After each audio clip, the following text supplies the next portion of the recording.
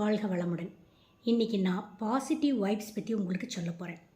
நம்ம காலங்காத்தால் எழுந்திருக்கிறோம் இல்லையா? இப்போ எழுந்திருக்கும் போது நம்ம கண்ணை நல்லா மூடிட்டு நமக்கு என்ன சுவாமியை பிடிக்குமோ அவரை மனதார நினச்சி அவர் பாதங்களை தொட்டு வணங்கிட்டு கண்ணு முழிக்கணும். கண்ணு முழித்தோடனே நான் ஒரு ஸ்லோகம் சொல்லித்தரேன். அந்த ஸ்லோகத்தை நீங்கள் சொல்லுங்கள். அன்றைக்கி ஃபுல்லாக உங்களுக்கு நல்ல பாசிட்டிவ் எனர்ஜி கிடைக்கும். நான் என்னோடய அனுபவத்தில் கண்டது இது. உங்களுக்கு நம்பிக்கை இருந்தால் நீங்கள் ஃபாலோ பண்ணிக்கோங்க. இப்படி கையை ரெண்டையும் பிரித்து பார்த்து அப்படி கையை பார்த்து அந்த ஸ்லோகத்தை சொல்லுங்கள்.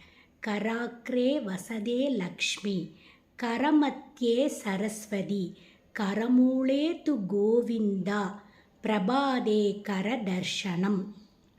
இதோட மீனிங் என்னென்னா, நம்மளோட கையில் அகில உலகங்களும் நம்ம கையில் அடக்கும். சரிங்களா?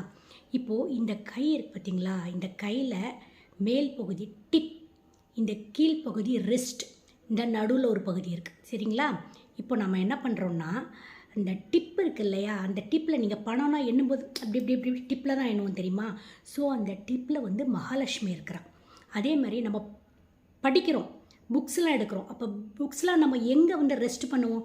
இந்த ரிஸ்ட்டில் தான் ரெஸ்ட் பண்ணுவோம். ஸோ ரிஸ்ட்டில் சரஸ்வதி இருக்கிறான். இவங்க ரெண்டு பேருக்கும் இடையில கோவிந்தா இருக்கிறாரு. கோவிந்தா யார்? Protector of health. அதே மாதிரி இந்த வெல்த்தையும் இந்த நாலேஜையும் அவர் பேலன்ஸ் பண்ணுறாரு. சரஸ்வதி அம்மா வந்து நாலேஜுக்கு, லக்ஷ்மி அம்மா வந்து வெல்த்துக்கு, இவர் வந்து ஹெல்த்துக்கு அண்ட் ப்ரொட்டக்டர் ரெண்டுமே.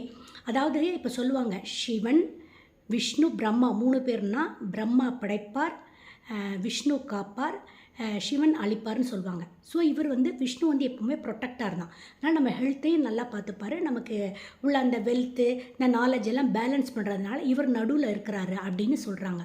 ஸோ நீங்கள் இந்த ஸ்லோகத்தை காத்தால் சொல்லிட்டு எழுந்திருக்கும்போது உங்களுக்குள்ள ஒரு பாசிட்டிவ் எனர்ஜி உருவாகும். உங்களுக்கு அந்த நாள் இனிய நாளாக இருக்கும்.